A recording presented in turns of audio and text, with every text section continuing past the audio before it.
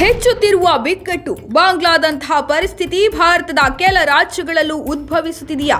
ಮೂಲಭೂತವಾದಿ Muslim ಯುವಕರಿಂದ Hindu ಮಹಿಳೆಯರೆದುರು ಅಶ್ಲೀಲ ವರ್ತನೆಗಳು, ಹಿಂದೂ ಕುಟುಂಬಗಳ ಮೇಲೆ ನಿರಂತರ ಕಿರುಕುಳ, ಹಿಂಸಾಚಾರ.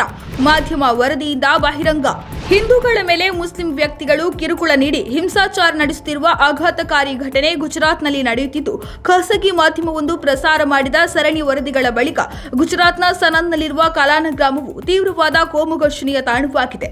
ಬಾಂಗ್ಲಾದೇಶದಲ್ಲಿ ನಡೆಯುತ್ತಿರುವಂತೆ ಗುಜರಾತ್ನಲ್ಲೂ ಹಿಂದೂಗಳ ಮೇಲೆ ನಿರಂತರ ಕಿರುಕುಳ, ದೌರ್ಜನ್ಯ ನಡೆಯುತ್ತಿರುವ ಕಳವಳಕಾರಿ ವಿಚಾರ ಮಾಧ್ಯಮ ವರದಿಯಿಂದ ಬಹಿರಂಗಗೊಂಡಿದೆ. ಇದರಲ್ಲಿ ಹಿಂದೂ ಸಮುದಾಯದ ಸುರಕ್ಷತೆಯ ಪ್ರಜ್ಞೆಯನ್ನು ಛಿದ್ರಗೊಳಿಸಿದ ವ್ಯವಸ್ಥಿತ ನಿಂದನೆ ಮತ್ತು ಅಸಭ್ಯ ವರ್ತನೆಯಿಂದ ಹಿಂದೂ ಮಹಿಳೆಯರಿಗೆ ಮುಜುಗರವನ್ನುಂಟು ಮಾಡುವ ಪ್ರಕರಣವನ್ನು ಒಳಗೊಂಡಿದೆ. ವರದಿಗಳ ಪ್ರಕಾರ ಕಲಾನದ ಸ್ಥಳೀಯ ಮೂಲಭೂತವಾದಿ ಮುಸ್ಲಿಂ ಯುವಕರು ಹಿಂದೂ ಮಹಿಳೆಯರೆದುರು ತಮ್ಮ ಬಟ್ಟೆಯನ್ನು ಬಿಚ್ಚಿ ಅಶ್ಲೀಲ ಕೃತ್ಯಗಳ ಮೂಲಕ ಬೆದರಿಸುತ್ತಿರುವ ಗಂಭೀರ ಆರೋಪಗಳು ಕೇಳಿಬಂದಿದೆ.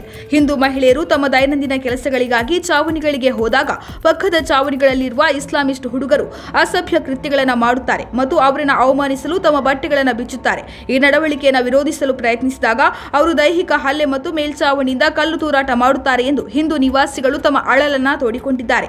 ಈ ಸಂಘಟಿತ ಕೃತ್ಯವು ಅಂತಾರಾಷ್ಟ್ರೀಯ ಘಟನೆಗಳಿಂದ ಪ್ರೇರಣೆಗೊಂಡಿದೆ ಎಂದು ಸ್ಥಳೀಯರು ಆರೋಪಿಸಿದ್ದಾರೆ. 2025ರ ಕೊನೆಯಲ್ಲಿ ಬಾಂಗ್ಲಾದೇಶದಲ್ಲಿ ದೀಪುದಾಸ್ ಎಂಬ ಹಿಂದೂ ಯುವಕನ ಕ್ರೂರ ಹತ್ಯೆ ನಂತರ ಕಲಾನದಲ್ಲಿ ಇಸ್ಲಾಮಿಸ್ಟ್ಗಳು ಸ್ಥಳೀಯ ದಾಳಿಯನ್ನು ಪ್ರಾರಂಭಿಸಿದ್ದಾರೆ ಎಂದು ಆರೋಪಿಸಲಾಗಿದೆ. ಈ ಘರ್ಷಣೆಗಳ ಸಮಯದಲ್ಲಿ ಬಾಂಗ್ಲಾದೇಶದಲ್ಲಿ ಪ್ರಾರಂಭವಾದದ್ದು ಗುಜರಾತ್ನಲ್ಲಿ ಕೊನೆಗೊಳ್ಳುತ್ತದೆ ಎಂದು ಹೇಳುವ ಪ್ರಚೋದನಕಾರಿ ಹೇಳಿಕೆಗಳೊಂದಿಗೆ ನಿರ್ದಿಷ್ಟವಾಗಿ ಠಾಕೂರ್ ಸಮುದಾಯವನ್ನು ಗುರಿಯಾಗಿಸಿಕೊಂಡು ಸ್ಥಳೀಯ ಹಿಂದೂ ಜನಸಂಖ್ಯೆಯನ್ನು ಅಳಿಸಿ ಹಾಕುವ ಬೆದರಿಕೆಗಳನ್ನು ನೀಡಲಾಗಿದೆ. ಇದು ಜಾಗತಿಕ ಇಸ್ಲಾಮಿಕ್ ಹಿಂಸಾಚಾರವನ್ನು ಗುಜರಾತ್ನ ಸ್ಥಳೀಯ ಪ್ರದೇಶಗಳಲ್ಲಿ ಹಿಂದೂ ಅಲ್ಪಸಂಖ್ಯಾತರನ್ನು ಭಯಭೀತಗೊಳಿಸಲು ವಾಕ್ಚಾತುರ್ಯ ಮತ್ತು ಮಾನಸಿಕ ಅಸ್ತ್ರವಾಗಿ ಬಳಸಲಾಗುತ್ತಿದೆ ಎಂಬುದನ್ನು ಸೂಚಿಸುತ್ತದೆ. ಈ ಘಟನೆಗಳಿಂದ ಆತಂಕಗೊಂಡಿರುವ ಗುಜರಾತ್ನ ನಾಗರಿಕರು ಸುರಕ್ಷತೆ ಮತ್ತು ಸಾರ್ವಜನಿಕ ವ್ಯವಸ್ಥೆಯ ಬಗ್ಗೆ ಆಳವಾದ ಕಳವಳವನ್ನು ವ್ಯಕ್ತಪಡಿಸಿದ್ದಾರೆ. ಜೊತೆಗೆ ಕಾನೂನುಬದ್ಧತೆ ಮತ್ತು ಸರಿಯಾದ ಪ್ರಕ್ರಿಯೆಯ ಬಗ್ಗೆ ಪ್ರಶ್ನೆಗಳನ್ನು ಎತ್ತುತ್ತಿದ್ದಾರೆ. ಹಿಂಸಾಚಾರದ ಆರೋಪ ಹೊತ್ತಿರುವ ವ್ಯಕ್ತಿಗಳ ವಿರುದ್ಧ ಕಠಿಣ ಕ್ರಮ ಕೈಗೊಳ್ಳಬೇಕೆಂದು ಅನೇಕ ನಿವಾಸಿಗಳು ಒತ್ತಾಯಿಸುತ್ತಿದ್ದಾರೆ.